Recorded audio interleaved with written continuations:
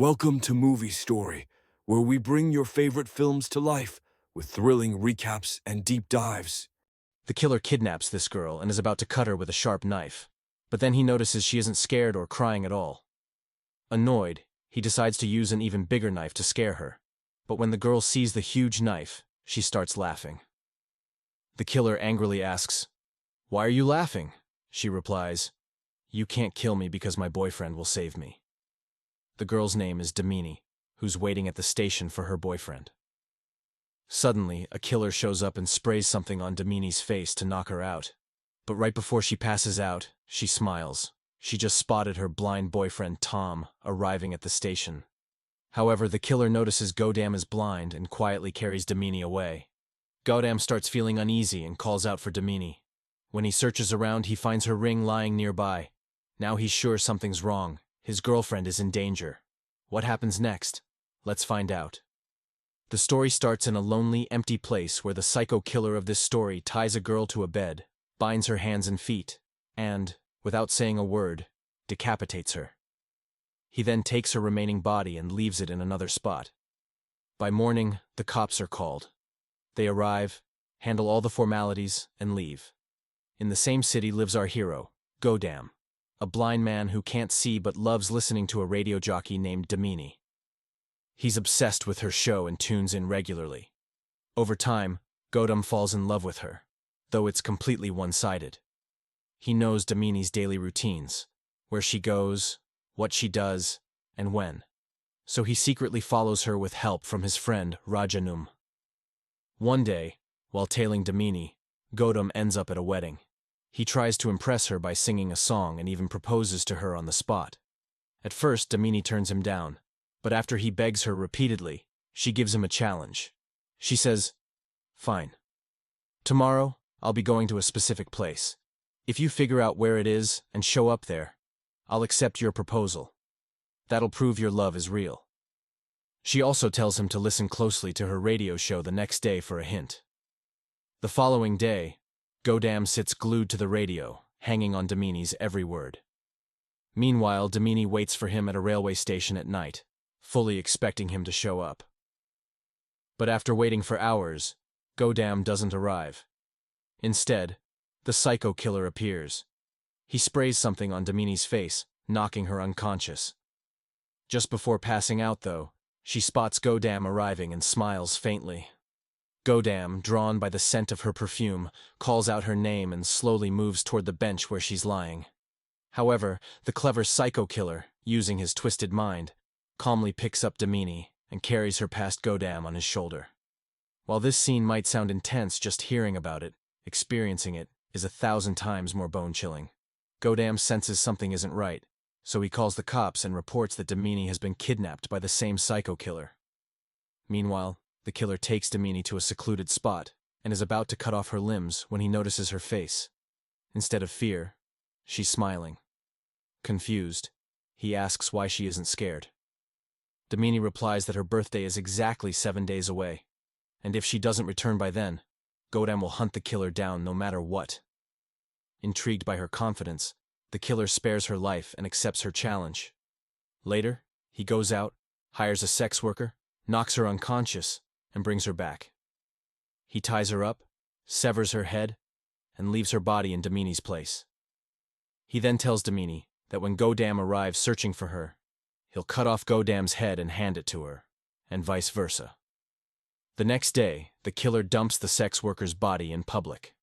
Cops quickly arrive, and Officer Muthu informs the commissioner that Damini's father confirmed the body isn't hers. Godam shows up too and realizes from the smell alone that it's not Damini. He immediately visits a psychiatrist named Dr. Sushila, insisting Damini is still alive.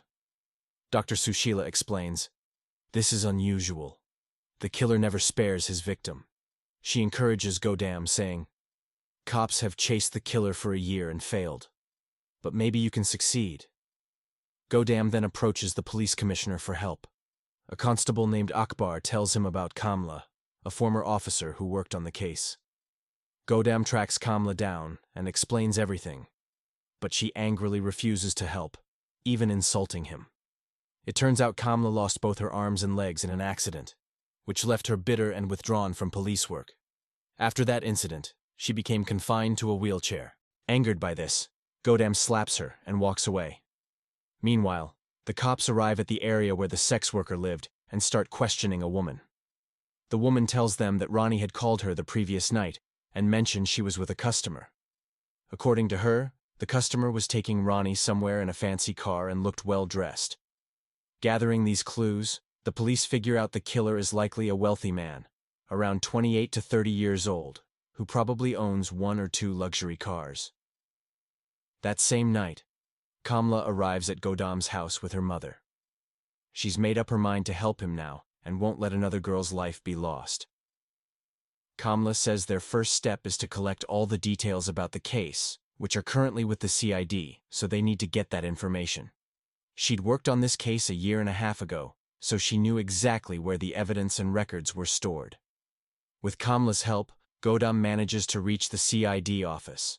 Just as he's about to open the cabinet, someone grabs him from behind. Around the same time, Muthu enters the office to retrieve his house keys. He feels suspicious, but finds no one there. After Muthu leaves, we learn it was Constable Akbar who had hidden Godam. Akbar helps Godam by giving him photocopies of all the detailed case files. Back home, when Kamla studies the documents, she discovers a total of 14 girls have gone missing so far. 4 of them were sex workers, while the others were all successful in their respective fields. Every girl was kidnapped in broad daylight from public roads. Godam, along with the cops, visits the victims' families to ask about the kidnappings. All the families say their daughters disappeared while returning home. Hearing this, Godam visits every location where the girls were last seen, trying to piece together what happened. Godam notices one thing common at all the crime scenes: a trash can. This makes him and Kamla realize that when the girls were heading back home, they must have seen something near the trash can that made them stop their cars and get out. When they ask kids playing nearby, one child mentions seeing a girl named Rupa holding a puppy. Godam and Kamla guess the killer first buys a cute puppy, leaves it near the trash can, and when a girl stops to check on it, he pretends the puppy is his. He asks her to hand it over, and as she approaches, he knocks her out and kidnaps her. The next day, the killer tries the same trick on another girl, but it fails because Kamla and Godam had tweeted a warning, telling everyone to stay away from stray puppies. People listened, so the girl didn't fall into his trap. Furious about the tweet, the killer hires a hacker to delete it and then murders the hacker afterward. That same night, he kidnaps the girl who escaped earlier. This time, he kills her, cuts her body in half, and leaves the lower half outside Godam's house with a note saying, "Advance happy birthday." Godam notices a strange smell from the body and asks Rajanam to bring a white and a black pig. He tells Kamla that the same smell was on the body of the sex worker killed earlier.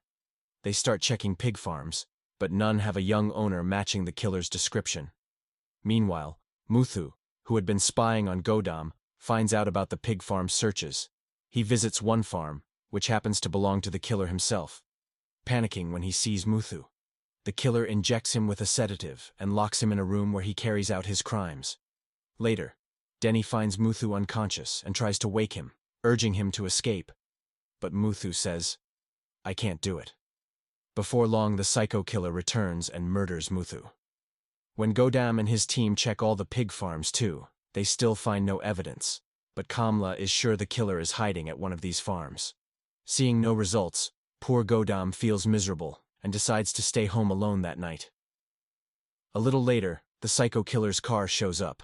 Godam realizes it's the killer's vehicle, so he deliberately steps outside, holding a cactus plant in his hand, and walks toward the car. Meanwhile, Rajanam, watching from a distance, starts following the killer's car from his own vehicle. A long chase breaks out between them. Tragically, Rajanam is killed by the killer, who then uses Rajanam's phone to call Godam and threaten, "I'll kill Damini on her birthday." The next day, Godam learns about Rajanam's death and is heartbroken. Rajanam had been his eyes and a true friend. During the autopsy, the doctor hands over Rajanam's belongings and mentions that the killer had cut off his right pinky finger and taken it. After this, Godam tells Kamla and her mother that he won't chase the killer anymore. Kamla gets furious, snapping, "If you were going to give up so easily, why drag me out of the darkness? Why give me hope? I trusted you." If I hadn't fallen down those college steps back then, I'd have solved this case alone by now. Hearing the word college, Godam and Kamla rushed to the campus Kamla had visited a year and a half ago. A student had been murdered there, which was why Kamla had gone there earlier. Checking the CCTV footage, they spot a suspicious man hiding his face. Kamla and Godam meet the principal immediately and ask, "Who's this person sitting next to you in the video?" The principal replies, "I don't know who he was, but I can say he was left-handed. He took popcorn with his left hand during the event, and his right hand stayed in his pocket the whole time." This detail suddenly clicks in Godam's brain, and he rushes to re-examine Rajanam's belongings. It becomes clear that the killer is missing a little finger on his right hand. Turns out, this was the clue Godam's friend had left for him. When the killer had come to Godam's house earlier, Godam had secretly measured the tire tracks of his car. Using this information, he and Kamla start asking around at different car manufacturing companies. Eventually, their efforts pay off. Someone from a car company tells them there's a man named Angulamal who matches their description. He owns a hotel and a pig farm. After tracking down the killer's location, Kamla and Godam head straight to the pig farm. But when they arrive, they learn Angulamal isn't there. Seizing the opportunity, Godam starts searching through his office. During the search, he finds a map and shows it to Kamla. The scene shifts back to Damini, who's trapped in a dark room. Here, she meets another woman who's been locked up for years. When Damini asks, the woman introduces herself as Rachel. Rachel was Angulamal's teacher. Angulamal grew up in an orphanage, and as a child, Rachel had punished him harshly. Now, Angulamal is taking revenge for that. Meanwhile, Kamla uses matchsticks to mark the map, making it easier for Godam to understand. Godam memorizes the map using his fingers as guides. Both decide they'll rescue Damini from the two locations marked. Kamla navigates while Godam drives. Back at the farm, Angulamal drags Damini to a chair and forces her to sit in front of Rachel. He's recreating a traumatic childhood incident. Rachel had punished him for masturbating as a kid, beating him 60 times a day. Angulamal breaks down, begging Rachel to forgive him. Just as he's about to kill Damini, she asks him about the dead cop they found earlier. Angulamal reveals that the officer had assaulted him while taking him to juvenile detention, so he killed him.